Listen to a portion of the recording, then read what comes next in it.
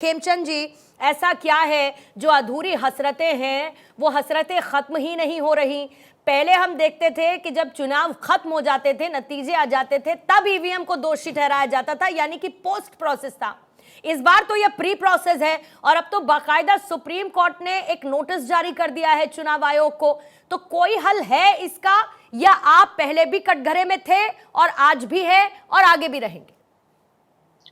पूर्णिमा जी, supreme court में मैं comment नहीं करना चाहूंगा। सुप्रीम कोर्ट ने नोटिस दिया है तो चुनाव आयोग इस पे अपना रिस्पॉन्स देगा और अपना पक्ष रखेगा। उसमें वो तो एक सरकारी प्रक्रिया है और उसमें कुछ भी हमारी तरफ से कहने की कोई जरूरत नहीं है। हाँ, रही विपक्ष की बात, तो विपक्ष बहाने ढूंढ रहा है।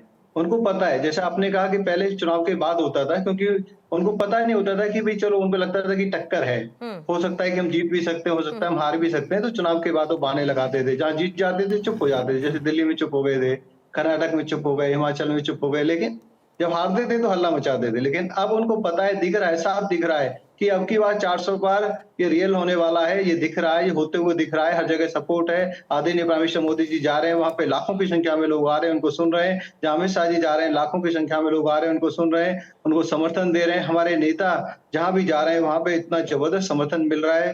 विकसित भारत यात्रा गाँव-गाँव में गई है, हर जगह समर्थन मिला है। तो जो हमारी जन कल्याणकारी योजना है, उनका लाभ सबको मिला है और उसने एक नया वर्ग खड़ा किया हुआ है, लाभार्थियों का वर्ग। तो उस लाभार्थी का जो वर्ग है, उसको देख के जो अपोजिशन है उसकी नींद उड़ी हुई है। इसीलिए पहले से ही बहाने इकट्ठे कर रहे हैं, इसीलिए पहले से ही कह रहे हैं कि चलो ईवीएम पे ठीकरा फोड़ देंगे, फिर ईडी पे फोड़ देंगे, फिर सीबीआई पे फोड़ देंगे, फिर बोलेंगे देखिए इनकम टैक्स डिपार्टमेंट ने हमें परेशान किया, हमने खुद ही अब गलती की, खुद हमने इन्फॉर्मेशन नहीं दी, खुद हम लोगों ने इनकम टैक्स की जो फाइल है टाइम पे रिटर्न नहीं करी, लेकिन ठीकरा फोड़ देंगे। तो 4-5 चीज उन्होंने चूज कर ली है। ईवीएम एक है, फिर ईडी है, फिर सीबीआई है, फिर इनकम टैक्स है।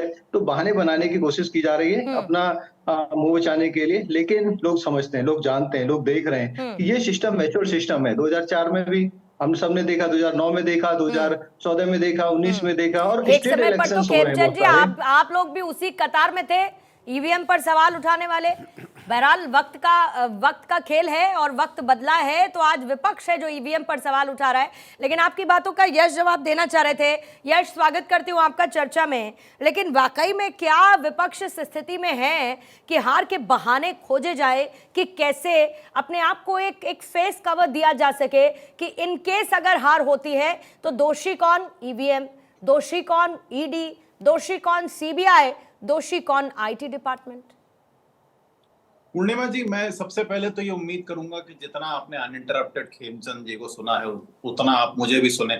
अब जो सवाल रहा विपक्ष के एकजुट होने का या सरकार बनने का या बहाने ढूंढने का, तो बहाना ढूंढने वाला सबसे बड़ा कायर आदमी इस समय नरेंद्र मोदी है, जो ना मणिपुर जा सकते हैं, ना मेघालय, और बीच में नहीं खेमचंद। मैंने राहुल गांधी को नहीं बोला, मैं भी यूज कर सकता हूँ। सही शब्दों का उपयोग करो।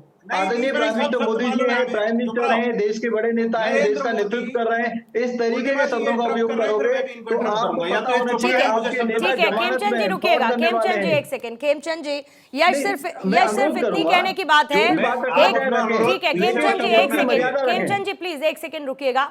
यश सिर्फ कहने की इतनी सी बात है कि अगर आप प्रधानमंत्री का जिक्र कर रहे हैं तो एक होती है ना कि हमारी वो अक्खड़ भाषा होती है, तड़ाक की भाषा, थोड़ा सा उससे रिफ्रेन कर सकते हैं सर, क्योंकि पद की गरिमा है। बस इतनी सी रिक्वेस्ट है। वो समझ गया मैं। आप उनकी बात रिपीट मत कीजिए, मैं जानता हूं मैं क्या कह रहा हूं। जिस आदमी के अंदर अपने ही एक राज्य में जाके खड़े होने की हिम्मत नहीं है और अपनी भीड़ इकट्ठी करके चिल्ला चोट मचाते हैं, उनको कायर कहने में हमें कोई गुरेज नहीं। कायर हैं, कायर जैसा नहीं होता है तो जैसे नेतृत्व के अंतर्गत काम करता है वैसे दूसरों को समझता है। हम सब जानते हैं ये बीच में कि किस तरीके के नेतृत्व के अंतर्गत आप काम करते हैं। अरे चुप रहो यार, जो ना अरे क्या सुने आपकी, आप बकवास कर रहे हो। आप देश के सर्वोच्च पद पर बैठे हुए व्यक्ति को कायर कह रहे हो। कायर कौन होता है? फ्रॉड करते हैं और नहीं, ये जुमलेबाजी अपने पास जाके विजिट करते हैं। देश को अच्छी तरीके से जाके दिखाओ। यदि दम हो महिला पहलवानों को इंसाफ दिलाओ, नहीं तो तुम सबके सब कायर हो। बीजेपी आरएसएस कायरों का झुंड है, समझे खेमचंद? अब बीच में नहीं बोलना। कहते हैं जो देश को बदनाम करते हैं, कायर उनको कहते हैं कि देश को जो लूटते हैं, कायर उनको कहते हैं जो फ्रॉड करते हैं। खेमचंद जी, आपने पूरा अपना समय लिया। सर सुनिए, यश मैं एक सेकंड उनको रोक रही हूँ। खेमचंद जी, मेरी आवाज आप तक आ रही है? खेमचंद जी, आप मुझे सुन पा रहे हैं सर? मैंने मैं सुन पा रहा हूं पूर्णिमा मैंने जी। आपको पूरा समय दिया था सर, इसलिए मैं रिक्वेस्ट करूंगी कि विपक्ष क्या मैं कहना इनको चाह रहा है interrupt उसको नहीं सुनिए करूंगा, और उसके बाद लेकिन काउंटर का पूरा विनम्र समय दूंगी। अनुरोध है, अगर ये खेमचंद प्राइम मिनिस्टर जी को मुझे तो सुनिए सही से कम से कम संबोधित सर, नहीं करेंगे तो बोलने नहीं काउंटर का दूंगा। आपको पूरा समय दिया जाएगा, बीच में प्लीज इंटरप्ट मत करिएगा। और साथ ही यश, मैं चाहूंगी कि भाषा की मर्यादा बनी रहे, चाहे वो भाषा की प्रवक्ता मर्यादा हो पूरी बनी या रहेगी पूर्णिमा सुनिए जी। यश मेरी लेकिन- बात सुनिए ना, आप बहुत अच्छे प्रवक्ता हैं और आपके ऊपर सूट नहीं करता सर। मैं बहुत देखिए, अदब के सुनिए साथ आपसे पूर्णिमा ये जी, कह रही हूँ, मैं समझ गया आपकी बस बात, शब्दों अब मुझे की मर्यादा रखिए, बाकी अपनी बात करिए, आप कोई पूरी दिक्कत मर्यादा नहीं। रखे हुए हूँ। बस। मेरा निवेदन है आप मेरा समय बोलने के लिए दें। हाँ बिल्कुल, आप एक बोलिए तो खेमचंद बीच में ना बोले, बोलिए दूसरी बात सर, इसीलिए कायर आमंत्रित की किया है आपको, बोलिए यश। पूरी कायर की परिभाषा मैंने आपको अच्छी तरह बता दी है। यदि ये कायर नहीं है, मणिपुर जाके दिखा दें, अपना उम्मीदवार उतार के दिखा दें। दूसरी बात, हमारे देश में सैन्य ठिकाना विदेश में एकमात्र मालदीव था, अब वो वहां नहीं है। कौन जिम्मेदार है? वो अपनी जिम्मेदारी ले ले। इसके अलावा जो ईवीएम और बैलेट पेपर की बात है चुनाव की, तो चुनाव आयोग खुद ये मानता है कि उनके पास अपनी खुद की ईवीएम की जांच बताने के लिए कोई टेक्निकल टीम नहीं है। उनके पास इस बात का कोई सबूत नहीं है कि जब 2019 के चुनाव में अचानक चुनाव आयोग की वेबसाइट पे नंबर ऑफ वोटर्स से ज्यादा number of votes on one side publish हो गए थे, वो क्यों हुआ था, उसका कोई साफ स्पष्टीकरण नहीं है। इसके बाद जब हम ये देखते हैं कि ईवीएम और वीवीपैट के बारे में ना सिर्फ आम जनता बल्कि विपक्ष और अब उच्चतम न्यायालय भी संज्ञान ले रहा है कि वीवीपैट में गुंजाइश है जिसके कारण उसकी जवाबदेही तय होनी चाहिए, उस समय भाजपा को बहानेबाज माना जाना चाहिए यदि वो बार बार आके लगे हुए हैं कि हम ईवीएम को सही मान ले, जबकि खुद चुनाव आयुक्त जो है मुख्य, वो मुशायरा करने में व्यस्त है और सवालों से बच के निकल जाते हैं।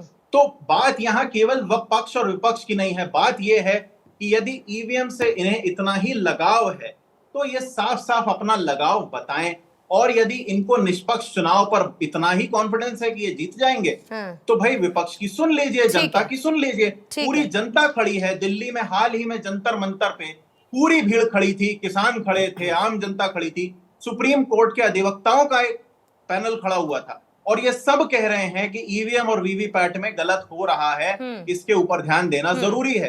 तो ये बहाने क्यों मार रहे हैं? हालांकि मुझे लगता है इसको लेकर पूरा का पूरा क्लेरिफिकेशन पहले ही इलेक्शन कमीशन की तरफ से दे दिया गया है, और इसके साथ ही सुप्रीम कोर्ट ने जरूर कहा है इलेक्शन कमीशन को जवाब देने के लिए, क्योंकि पहले अभी फिलहाल 5 ईवीएम का मिलान होता है वीवीपैट से, और जो पूरा प्रोसेस है यश, वो मैं भी बहुत अच्छी तरीके से जानती हूँ कि कैसे आपके ऑब्जर्वर्स रहते हैं जब स्ट्रांग रूम में ईवीएम जाती है, जब खुलती है, जब उनको समेटा जाता है, उसमें बाकायदा हर एक पार्टी के ऑब्जर्वर्स वहां पर मौजूद रहते हैं, तो इसलिए उसमें कोई अनदेखी जैसी बात नहीं है। लेकिन फिर भी आपका नहीं, मैं ये कह रही हूं कि एक प्रोसेस है, उस प्रोसेस के हिसाब से, और उस प्रोसेस पर आपको विश्वास नहीं है, ये मैं बहुत अच्छी तरीके से समझ चुकी हूं, और इसीलिए याचिका गई है। हमारा तो सीधे सीधे आरोप है पूर्णिमा जी, मैं तो केवल ये कह रहा हूं कि जब चुनाव आयोग के खुद के पास टेक्निकल टीम नहीं है, तो ये दावेबाजी किस दम पर हो रही है?